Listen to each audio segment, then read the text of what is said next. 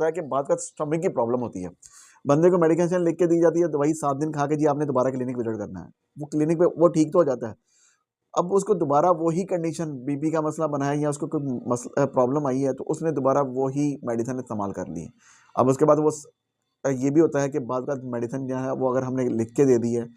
कि आप मैं मेडिकल स्टोर से लेके मेडिसिन इस्तेमाल कर लें, तो वही आप 2-2 माह 3-3 माह 4-4 माह वो मेडिसिन इस्तेमाल कर रहे हैं, जबकि हमने तो डॉक्टर प्रिस्क्राइब करता है सिर्फ 1 हफ्ते वीक के लिए, 2 वीक के लिए या मैक्सिमम 1 मंथ के लिए आपको कहता है। 2 वीक के से ज़्यादा कोई डॉक्टर प्रिस्क्राइब नहीं करता, वो कहता है जी आप 2 माह के बाद या 3 माह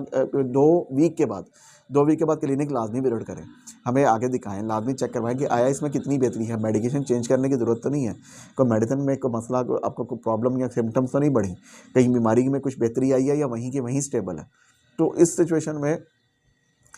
पेशेंट ऐसा करता है, वही मेडिसिन जो है ना उसको रिपीट करना शुरू करता है, वही नुस्खा जो है वही ड्रॉप जाके होमियो के ड्रॉप दोबारा